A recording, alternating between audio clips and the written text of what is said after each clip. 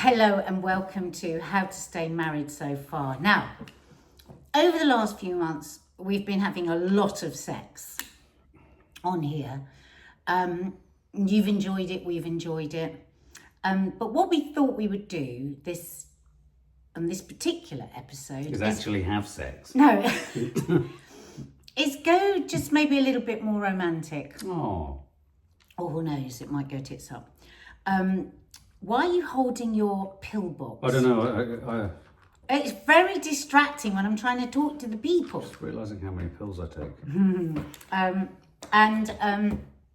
So today we are going to talk about marriage. We are going to quote to you marriage quotes for all couples. And now we have been married for 20 years. 22 Oh, sorry. years. 22! Oh my God. Darling, I'm not good with numbers. 2002 we got married. Don't do those 2001 we met. That doesn't help me. 2002 Maddie was also born. 2004 I got sober. Okay. Didn't take any of that in, wasn't the least bit interested. Just numbers. Lads, they're not numbers, they're symbolic. They're We've been important. married for a long time. Yeah, it's true. So I thought it'd be quite fun to have a readout of these quotes and just So these are see, inspirational these quotes. are all quotes by famous people. Ooh. And I thought some we may just dismiss automatically, some we may question, some we may laugh and Vomit? vomit over. We don't know. Sorry, the sun's just come in blazing. Oh. I did think, Mark, when you said move the table this way to avoid the sun, I thought, well, that's look how weird. long the sun is. It will hit you down there too. So we need to go even further this way. Should we do it live? Okay. Right, you're going to move with us. You're coming with Apologies if you fall over. So lift, heave, ho. Don't wobble, keep going. That's it, that's good. Right. That's good. Because otherwise you literally can't see me. You I'm don't just get this a on blast. any other podcast. An eagle just flew over the board there. It Overboard, did. over the top. That was weird. Oh no, it's Putin. Just check that we're still all. You can see. Well, you can kind of see me. Hi Anyway. everyone. Well, oh no, we've done all that. Yeah. Right. So this is quotes for newly married couples. And we've got to take these seriously. These aren't just memes. We're gonna when we trot these quotes out, we want to dig at what they actually mean. Because I think sometimes we read and we see stuff online, but we rarely give it time to come in or sink into us. Yeah. We just go, oh, that's clever. Oh, that. We Yeah. don't really think about it. Yeah. Disposable. Yeah. So, first one, Audrey Hepburn. Oh. I was trying to think. Audrey. Who was she married to? I haven't got a clue. Was she in a long and happy marriage? No, I Because don't her quote is, "If I get married, I want to be very married." Yeah, I like this So, quote. okay, so what do you think very Well, married means? Well, I don't necessarily know. I don't think any of us can speak to what she means by very married, but I do think No, that. to what you No. But I think what she's referring to here is probably the fact that a huge number of people get married because they think it's the thing they should do. It's a rites of passage. It's the part of the narrative of life, the game of life. I used to play with my nan. There would always be that moment in it where she'd say, "Well, of course, at some point, Marky, you're going to get married." And so, I think the idea of getting married can be surface for some. It's like you find a prospective partner, but they're not necessarily your companion or your friend. And I don't mean they're also at the other end of the spectrum, a trophy wife or husband. It's just part of the journey.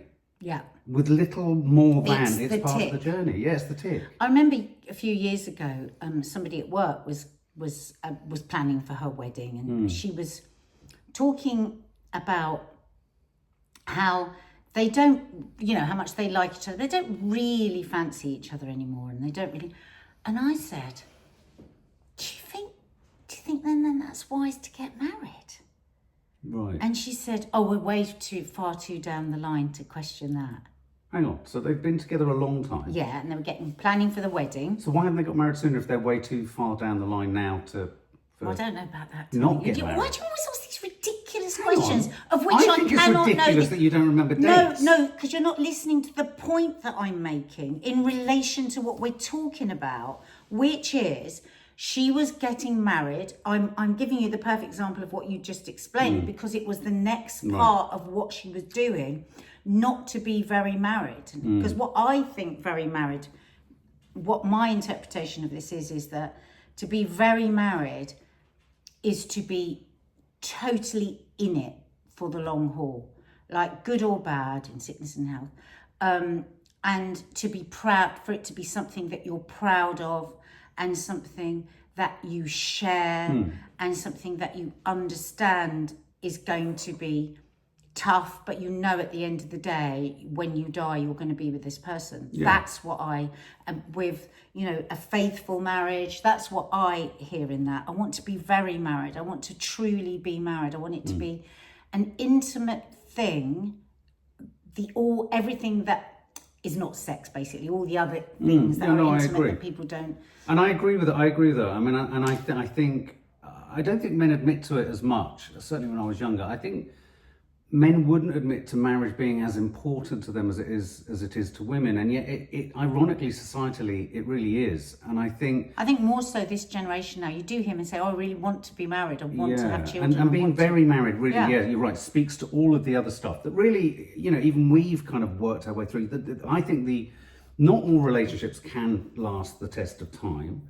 I think those that often do and have gone through huge trauma and upset and highs and lows, etc., like we have, I think fundamentally there has to be those other kind of aspects of, but also attraction, you know, admiration and all those sorts of things there too. Respect, exactly. But I also think... And you have to like the other person. Yeah, exactly. And I also think very married means, you know, you're willing to get mucky with all the stuff that's really tough, because, you know, those vows... They don't just trot out all the best bits. No. So, you're next. Okay, well, I like this one. I don't know who Mignon McLaughlin is, but a successful marriage requires falling in love many times, always with the same person. And I think I would add a sort of addendum to this. I think maybe too consciously sometimes, I also think it's really important that a successful marriage requires making yourself, as in me, fall in lovable as much as possible. So it's not just about, you know, it's not a passive thing. This, I think, you know, so a successful marriage requires falling in love many times, always with the same person. Absolutely, you keep being pulled. The phrase you always used to use is, "Oh, you've pulled me," and I used to love that. And then there was a period in our relationship where you rarely said that, and we were going through difficult times. And I do think this is about seeing the newness of that person and being able to see that partner afresh. I think the devil is in the detail of how do you do that when you've been together so long and you do get used to each other, and it's not a bad thing. You do find things about each other that are like, all right, that's pretty rhythmic and the same, and I wish they'd stop doing that. But I mean, for example, for myself personally, whilst I was away recently, I was sort of thinking, you know, and I'm not saying I'm successful at this at all, but I do find it a really important part of how I am in a relationship, and in this relationship, which I've been in for 22 years, to think about how much more attractive can I be. Now, I don't mean that in terms of, you know, I know I've got behavioural tics and I've got obsessions, and we all have. You've got, you know, the same sort of. We've all got those issues that make our idiosyncrasies, you know, our character defects, if you like, that aren't born of selfishness, but they spill out and they're frustrating for those who love us. But I also think you can consciously think, do you know what, I'm going to make an effort of saying, let's do this, or I'm going to make an effort of listening to what they're saying in a different way, or I'm going to make an effort, not that I'm making the effort, of thinking, I'm going to change my energy a little bit in acknowledgement of something this person I love has been saying. Yeah, exactly. Yeah. And I think that makes it easier for the other person to then keep seeing you and falling in love with you again, I hope. Well, because I think that's where marriages go so wrong. It's like when people just stop listening because people keep repeating. Yeah. You know, so they think, well, I know what this person's going to do. Yeah. I know how this person's going to react to me saying da, da, da. They're just going to like half listen and then like maybe say it back to me in a day or whatever. And so that's where the tiredness, the weariness comes in with the relationship. And what I think, what's good about this quote is, when we first fall in love, what are we all doing? We're listening, we're hanging on the other person's word. We're thinking about how we could expand on what that person likes and how that, so that's how you keep falling in love, and how you keep seeing your partner in another light, you know, like to be happy for them if they're doing something different, or if they're making a new friend, or they're excited by something, or they're interested in something. And think about how you would have responded to that when you were on your very best behaviour at the beginning of a relationship. You'd go, oh, really? Oh, what, you've met a new person? Oh, God, what are they like? You would ask all these questions. Yeah. I agree. And it's, but I think why we don't do that as much human beings is because we don't leave the space for it. It's like I always say, like when you have children, you know, we should be able to just sit and just watch them. Because we all work so hard to have children. And sometimes when I allow myself to just stop, like I might be over there, the girls might, and I just stop and I just watch them from here, and I just have that pleasure of seeing them.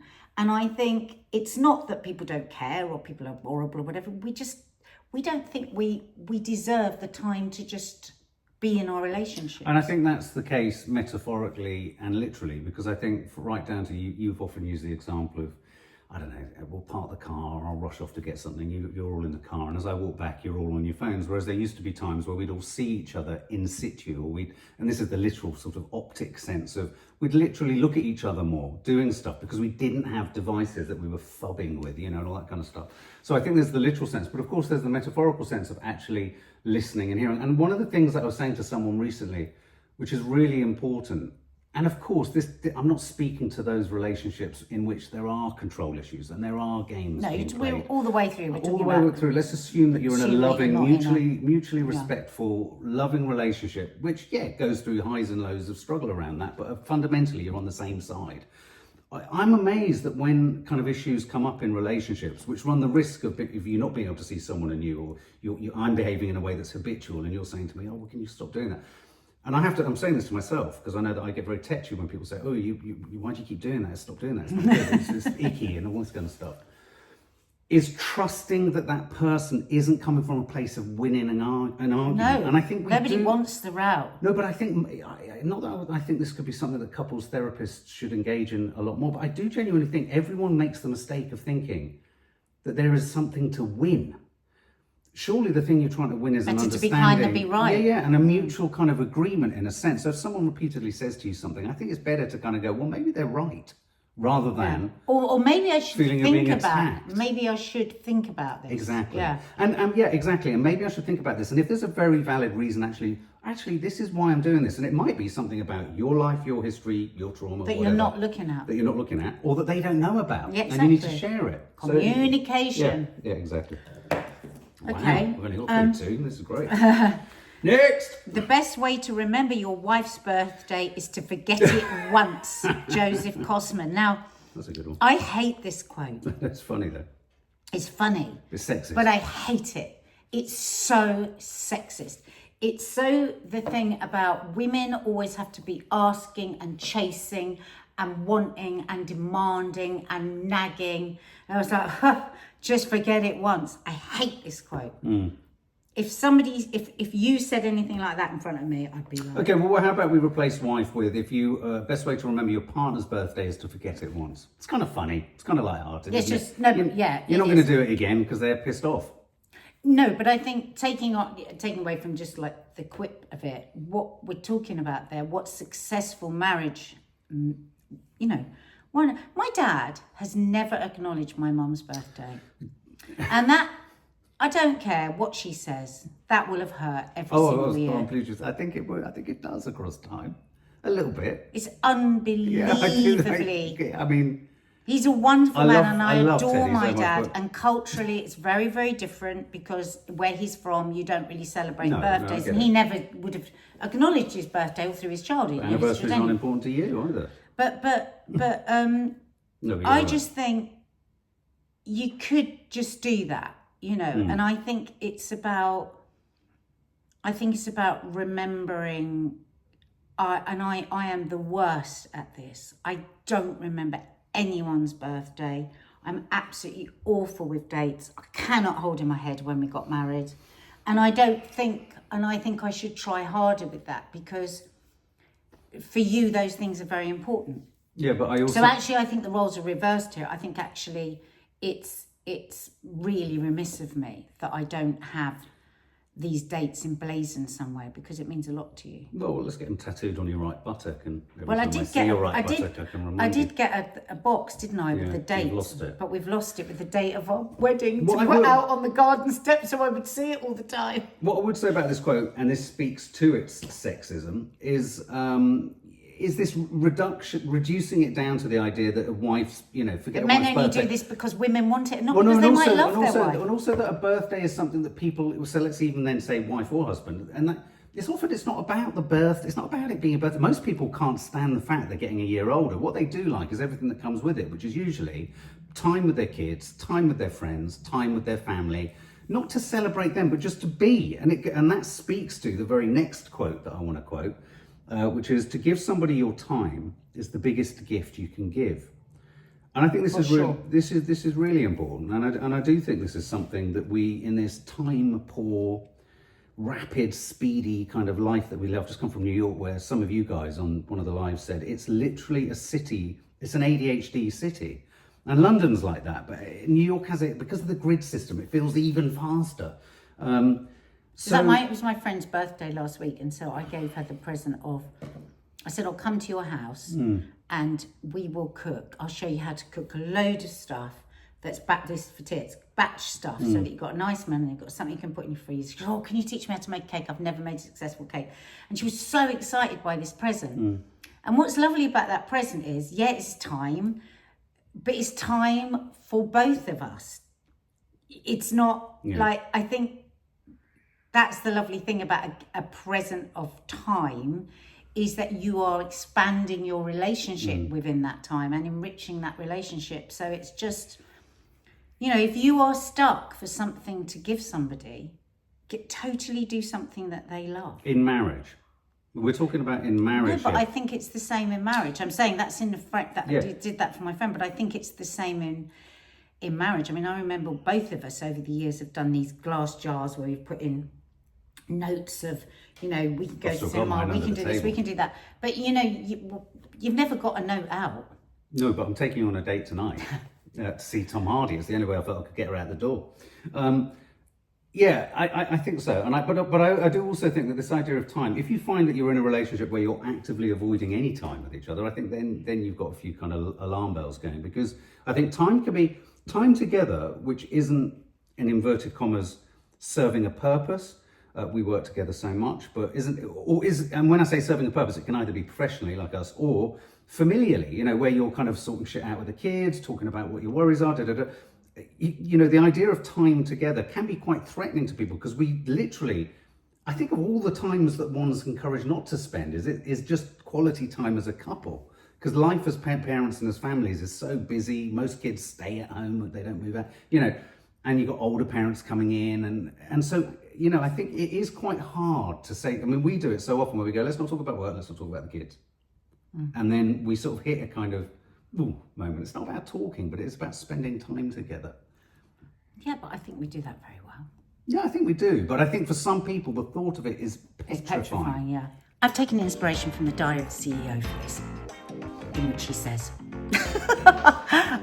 I've spotted something really interesting on YouTube, and that is 69% of you who watch this don't actually subscribe to the channel. So I would like to ask you really sincerely to subscribe, because then, of course, I can bring you even more amazing content. Thanks, guys. I'm going to kick my laptop. I love being married. It's so great to find that one special person you want to annoy for the rest of your life, Rita Rudner. Now, in that, I think that is about unconditional love. Yes. That's somebody you can just be you. The other day, we were talking at work about however great a relationship is, there is a lot of hard work within a relationship.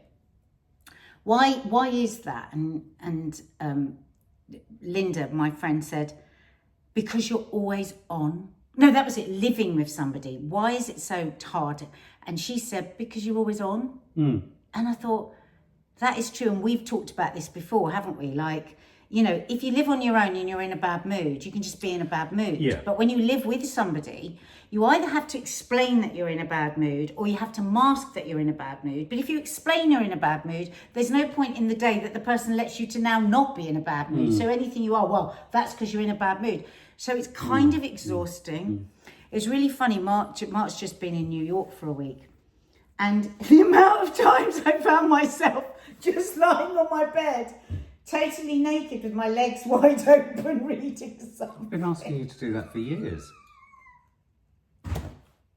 Legs wide open, naked. Just because I felt a bit like, you know, and so I was just like, no, You I'm put not clothes aware. on to go to bed. No, I'm not aware that but I was like, I was looking for stories for Coffee Moaning, and I was just like, I've come from the bath and I've just been like this. This is what I would have naturally done if there was nobody living in the house. You know, the girls weren't there. I thought, this is it. I'm going to move out and come in every day. No, just to show, it's like, you know, it's like they say, however much dogs have been domesticated, they're still slightly stressed because they're living in a situation that is not natural to them. And I think, you know, the graft of living with somebody, however much you love them, is there. It is graft, isn't it? No, and I agree. And I think, funnily enough, on that note, especially if you then, add in the flavours of neurodiversity and mental health and all that kind of stuff. I have huge, I'm incredibly loud and noisy and chatty and won't shut up and misjudge when I'm having a high, usually because I'm having a bit of a mania high or whatever.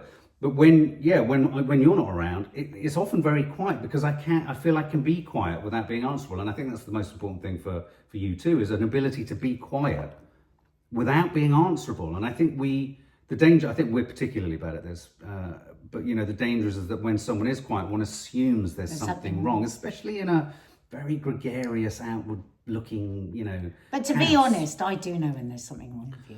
There's a difference of when you're just quiet. Yes, but sometimes but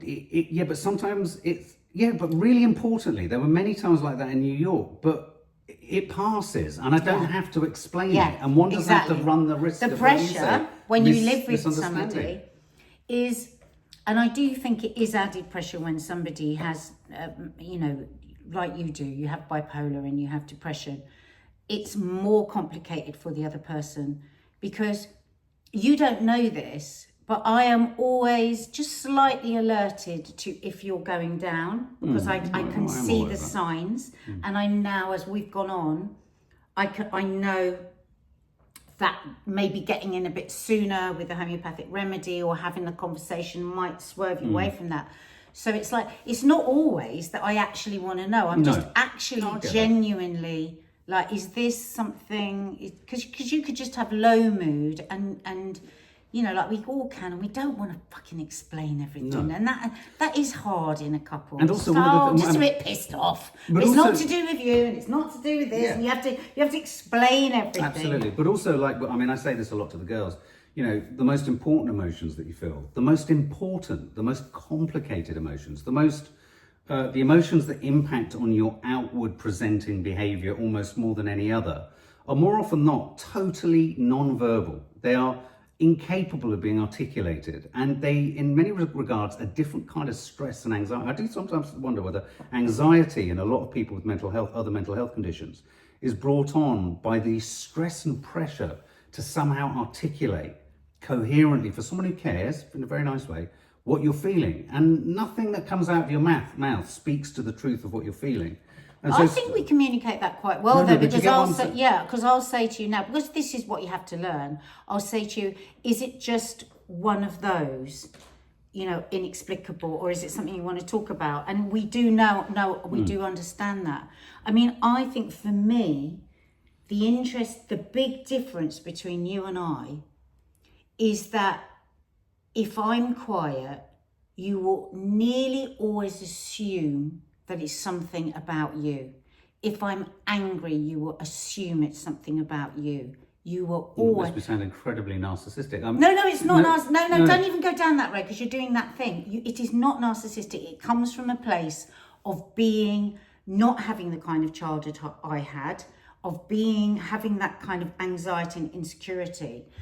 And that is very frustrating because sometimes even though I know where it springs from, sometimes it's so hard for me because it's like, I don't want to have to explain that this isn't about you, and I always have to explain that it isn't about you. You know, so whereas we could say that this is a totally narcissistic. I never think it's about me. Right. Unless I've done something. No, but I genuinely don't, because I feel quite secure in myself. Like, so say I've been a bit of a bitch, then I would go, oh, you know, is this me being a bit? But mostly, I have quite a strong sense of myself, I suppose, and so I'm not going to immediately go to, what have I done to upset you? What have I done which you do that? Why are you angry with me? Well, really look at me. Am I angry with you? Have I said anything about you? No, I'm saying about this situation. No, but I find that really without going too deeply into it all, because I think it's a sort of quagmire. Every event and every set of circumstances around that is different, because, and you know this is true, you can be bothered, or I can be bothered by something external to us, but the person who it's taken out on is the person closest to us. But so that is what this is about. Yeah, but that's fair. So it's fair. What I try when I ask that question, I'm not seeking to make it about me, nor do I want it to be about me. What I'm kind of doing, and you're right, from a sort of childhood of wanting to make sure I'm not responsible for any of the kind of fractures that are kind of all the unreliable. Everything seems a bit kind of anxiety inducing. Is it not me? I haven't done it. Yeah, that's what you do. But that comes from a place of, okay, if I can square away it's not me, then let's move on to the next problem that I can try and help with. And that's just about trying to make sure that, as in classic male, you know, men and women do it differently, but the classic male that we all are as men, where I may have said or done something, and I do genuinely come from this place more often than I think you give me credit for, which is, I think maybe I've made a blunder here and I'm unaware I've made the blunder. I'm willing to take ownership of it. Just let me know. It's not like, no, it's all about you. No, fine, it's great, move on. What's the problem? Let's crack on with it. So funny because you're doing it now. Anyway, you're actually doing it now. But I'm referring to, I love being married, so great to find that one special way you want to annoy for the rest of your life. And I think for me, what I would say is, I sometimes just want to annoy you and it not be about you. And I want you to respond to me rather than react, because the reacting comes from your childhood and the panic. And it's like, where am I in this? Not from a narcissistic way, but like, how can I fix this via me? So many women say this. So many women say this about men. It's like, really look at me, really hear me, what I'm actually saying. I would like you to do that sometimes. And then before I say to Nadia, why are you doing this to me? Why is this da-da-da? Why? Just say, oh, is it? Oh no, actually, she's really upset about that. And then be there for that moment. Gotcha. But I would say, and this is a distinction between me and you, and I don't know if it's a gender thing, when you go into an argument, you go into the argument willing to have the argument, not thinking there are going to be huge consequences from it. I go into an argument fearful that the consequences will be completely catastrophic. And that's historic. So that explains why when I go into an argument, I am seeking to find the actual cause. I then want to try and correct a misinterpretation or a misrepresentation or a misjudgment, which you're women straight do, into court. Which women do. No, I'm trying to course you from something you've made an assumption but about the problem that is, wasn't the case at all. The problem is you're not listening at that point, because what you're doing is you're listening to your anxiety. You're listening to your anxiety. You're repeating a familiar action. That's what you're doing. And that's why it always ends up that way. And this here, when she says somebody that can annoy for the rest of your life, right at the beginning of this, the first quote, when I get married, I want to get really married. At some point, you have to, after 22 years of marriage, trust that if I'm fucked up about something else, or I'm fucked up with you, this isn't the end of it. No. And that's where I think a lot of couples get into conflict, because it's fear. And it can be somebody often it is somebody that's grown up with a lot of conflict and a lot of anger and a lot of shouting and a lot of storming out the doors and all that sort of stuff. And that is carried through, it's printed on the child. It is printed on the child, and then they bring it into the relationship. What has the couples counsellor said to us? We just come into a marriage and we're trying to fix what we couldn't fix as a child. And I think that's one of the things for me in our marriage that you still do, that you can't see yet, but I see it? Okay, I would also say that Rita Rudner, who said the quote, was probably also looking at the slightly fluffier end of things of annoying. I love annoying you with pushing like lewd humour and suggestiveness and frightening you and making Well, that's you that jump and all that kind of playfulness, stuff. isn't it? That's so lovely. I think if you can have a relationship where you fancy each other, but you can still be playful in almost a brother-sister way. And that, again, is a real line. You have to be careful that it doesn't become too like that, because then people can't fancy each other anymore, because everything's about taking the piss out of each other and like, you know, and it's weird because so many of these lines are invisible and like everyone's expecting the other partner to be able to pick up what the line is. So it's so complicated. Marriage is fucking complicated. Which is why we're going to end this podcast on this quote by Woody Harrelson. Who doesn't like Woody Harrelson? Well, some people don't. You know you're in love when the two of you can go grocery shopping together, which means bollocks. We're not in love. That's not true. I cannot grocery shop I cannot with you. bear it. You go so fuddy-duddy. You go so spectacularly ADHD, it's insane. You do, but in the other way of ADHD. We must never, ever, ever grocery shop together again. We did this on Liz Women the other day. It's so weird. Did you talk about how frustrating you were? No, I talked about how frustrating you are. You are frustrating. So I want to end on a nicer quote than that. It's Winston Churchill. Okay, he's a fascist, but wait a minute. My most brilliant achievement was my ability to be able to persuade my wife to marry me. That sounds like coercive control. Well, let's just take it for romance. That he looked at her as he was punching above his weight and he managed to get this amazing woman to marry him. I like the fact that a man is defined by his nationalism, his war spirit, his, you know, British bulldog and all that stuff that, you know, has come under question in recent years. I love the idea that he does see his most brilliant achievement as being about a woman. Well, because it's like I always say, what do we say? We all have these in our family, this tattoo, only connect. And that's, I believe, at the end of the day, whatever our ambitions are, whatever we achieve in the world, our greatest achievements are the connections we've made with other human beings. So in that, he is saying the very thing that we try and live by. So that's what I like about that. Can I finish on a funny? Yeah. Will Ferrell, your favourite. So this is because you love Will Ferrell.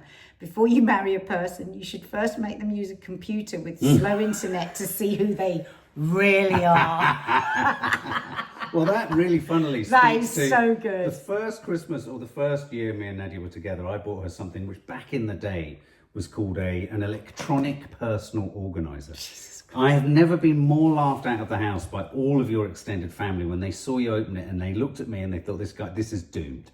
This relationship is doomed. It stayed in a box under the bed for about 12 years. I don't know who eventually got rid of it. The deep irony of all of this is, I think I had a sort of a vision of the future in 20 years' time when I knew that all I would see of my dear darling wife is her on her phone, you know, moving through all of your emails and moving through all your communications and all of your posts and all the business and everything that you're doing, as well as surfing through weird shit. What would you do without your personal organizer? That's just called a smartphone. No, but I think what's so interesting about that first present was all the women you'd been with before had been unbelievably organised. Yeah. So you were probably just going down the same track. And little did you know that you had got together with the most disorganised woman probably on the planet. Is that weird? But it's very true what he says. Watch them with a computer with slow internet back in the day. I mean, you know, awful sound. Well, now, you see them now. Our daughters, when the internet isn't fast enough, they turn into monsters. Oh my God, they're on my back. At that point, I am British Telecom and Virgin Media. Very attractive at the moment. It's like I am suddenly responsible for. I remember one child at some point making me feel almost vaguely responsible for the student loan situation. You know, I'm not responsible for broadband, really not.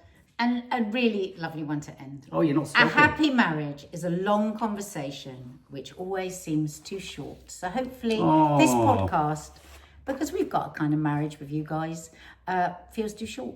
Hope so. Well, it does, and also it speaks to what happened before Coffee Moaning this morning was Nadia was singing in that awful caterwauling sort of fashion that just makes your toenails curl, it makes paint come off walls. It's just like, oh my God.